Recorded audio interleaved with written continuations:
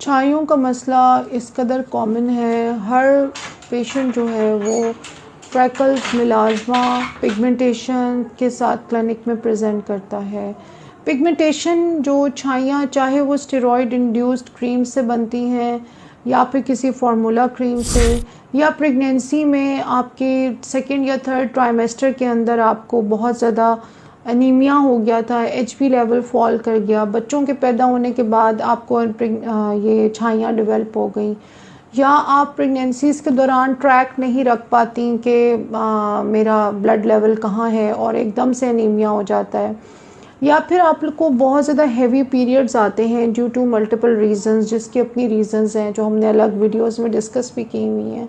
तो इन सब वजूहात की बिना पे, या आप धूप में बिल्कुल सन ब्लॉक के बगैर फिरती हैं, छतरी का कोई इस्तेमाल नहीं है, या आप फिज़िकली बहुत ज़्यादा एक्सफोलिएट करती हैं स्किन को, स्क्रबिंग बहुत ज़्यादा करती हैं, या फिर आपके मेकअप प्रोडक्ट्स जो हैं वो ओवरनाइट आपके फेस में रहते हैं, आप डबल क्लेंजिंग रात को नहीं करती हैं। मल्टीपल रीजंस हैं पिगमेंटेशन की, जिसमें फिर नंबर 2 पे स्ट्रेस भी बहुत इम्पॉर्टेंट है। पूरी रात जागना, दिन को सोना, सुबह 4-5 बजे सोना, सारी रात जो मेन नींद का टाइम है उसमें जागते रहना।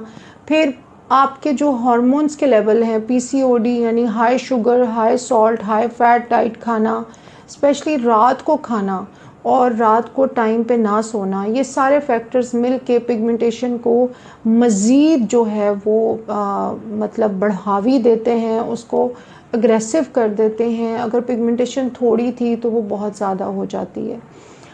इसके अलावा पिगमेंटेशन का इंसुलिन रेजिस्टेंस से भी बहुत गहरा ताल्लुक़ है। इंसुलिन रेजिस्टेंस जो है वो उसको कम करने का क्या तरीका है कि आप अपना जो डेली का आपका स्टेप काउंट है वो कम से कम 10,000 स्टेप्स होना चाहिए।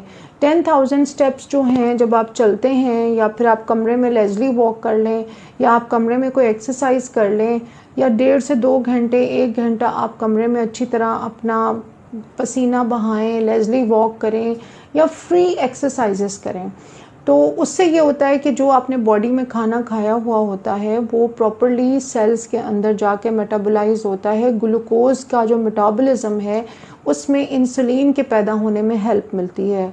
अब प्रॉब्लम ये है कि एक तो हम बहुत ज़्यादा high calorie, high sugar, high salt, high oil खाना खा रहे होते हैं। सारा खाना यूजुअली बच्चे, और आजकल रात को फूड होम डिलीवरीज बहुत ज़्यादा हो रही होती हैं।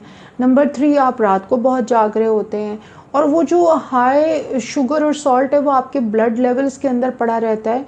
और एक्सरसाइज या स्टेप काउंट के नाम पे टोटल 1500 से 1000 स्टेप होते हैं, कुछ लोगों के इससे भी कम होते हैं। 8 से 12 घंटे लोग बिस्तर पे टिकटॉक, फेसबुक देख के गुजारते हैं।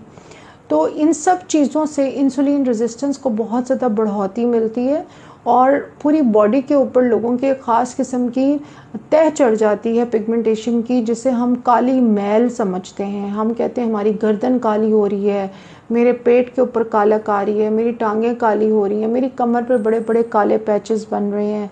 ये सारी जो चीज़ है इसको हम बेसिकली इंसुलिन रेजिस्टेंस कहते हैं।